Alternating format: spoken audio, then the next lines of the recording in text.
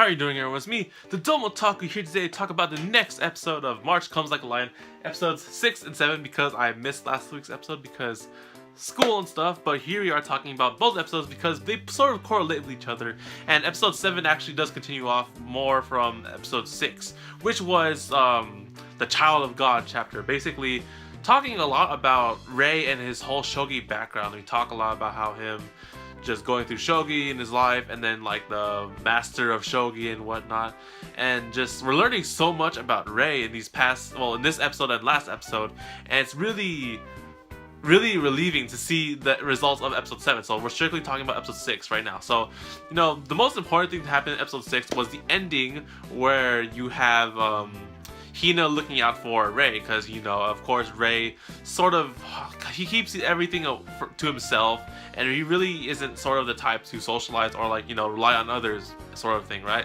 So Hina notices this, and of course, he knows that he cries from time to time, he's really sad about things, so Hina's there to support him in, like, McDonald's or something like that, right? And then that's when Tanaka, I believe his name is, the baseball person who Hina likes, comes in and is like, oh, you're here, what's up? And then that's where the episode ends, and I'm just like, wow, that's a huge cliffhanger. So in this episode, episode 7, now we're strictly episode 7, continues off where Tanaka, I'm gonna keep calling him that because I don't remember, or the baseball guy, is talking to Rei, and he's talking to Rei because he's interested about him. He, like, at first Rei is really shy because he doesn't socialize with anyone else except people he knows, and he's talking to this dude. He's like, oh my gosh, he's like a middle school student, he's super tall, I'm so scared. But then overall, they have a really friendly conversation with each other, and it's really touching, to be honest, because the baseball guy knows about Rei and how he's famous for his shogi in the middle school, and he dropped out of school, and he's like, he came back to high school, so he really idolized him to an extent, and he's wondering, it's like, you know, he asked him why did he come back to high school even though he's like in the professional shogi tournament or whatnot, right?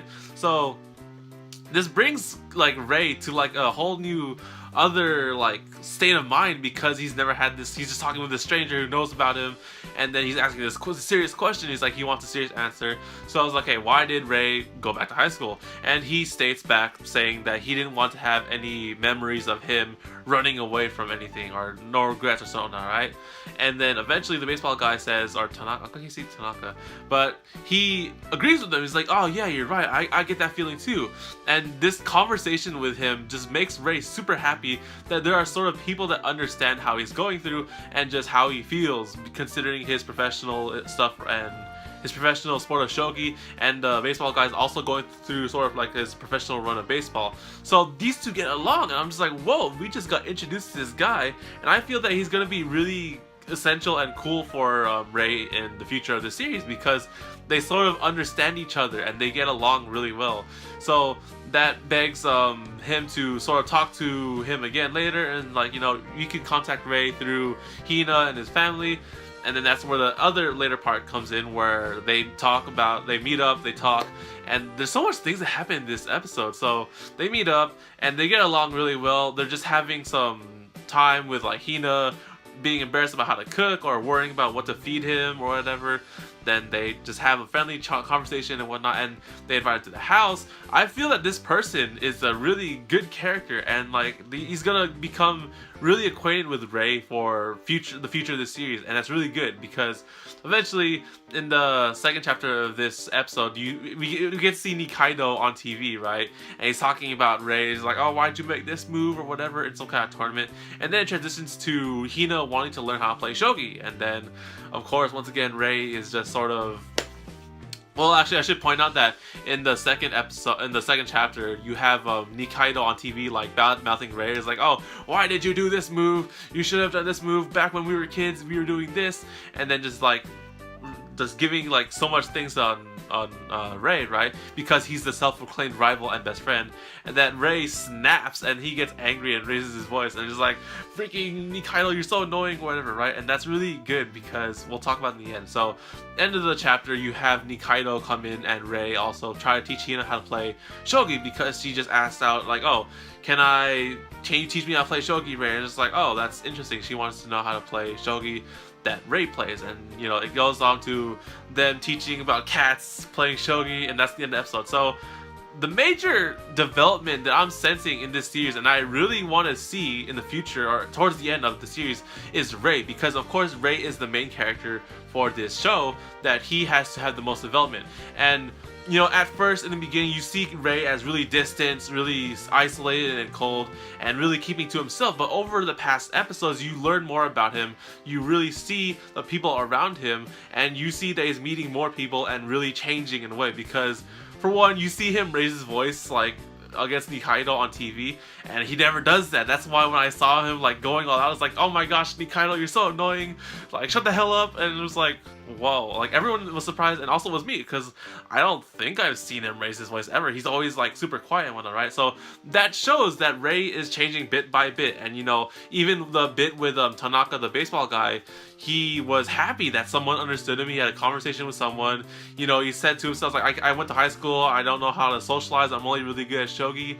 But he got along with this dude really well, and he sort of, they understand each other to an extent, and it shows that Ray is really changing. And I gotta give it to our boy Ray, because he's gonna be probably like really, I don't expect him to be really different by the end of the series. I expect him to sort of think differently about himself and just everything around him eventually by the end of the series, because you know, at first all he did was play shogi and just think about himself, and then now he's like really considerate about others, and he's like sort of starting to change and, you know, spread away from his negativity and his past and whatnot. And that's why I really like seeing about these episodes. You know, every single episode there's always something new about Ray that we learn, or something different about him, or you know, he's just really improving as a character or as a person.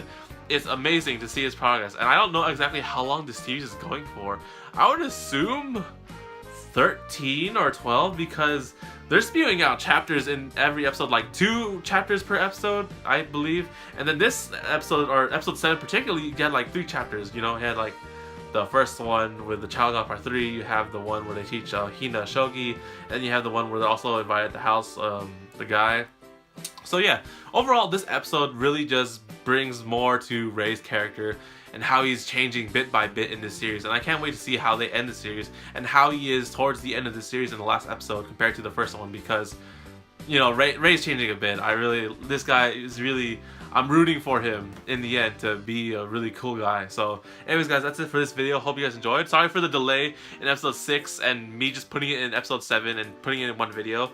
I am really, you know, I'm still a student, I got work to do, and you can see over some of my work over here because I have a messy ass desk. But anyways guys, thank you guys for watching. I'll see you guys on the next video on the TheDomotaku anime channel. Like the video if you like this episode, or 6 and 7, they're pretty good episodes. And follow me on Twitter at TheDomotaku, because I talk about all the things that I do. You will know if I am super busy with schoolwork, or if I am just super lazy to do videos, or if I am currently working on videos. You will know what I am doing on the off time of YouTube through my Twitter at TheDomotaku. That's pretty easy to spell considering that's my name on the channel. And subscribe, because next week we'll be covering episode 8 and more chapters of the series, so stay tuned for that. I'll see you guys then. So take care guys, matane, and good night.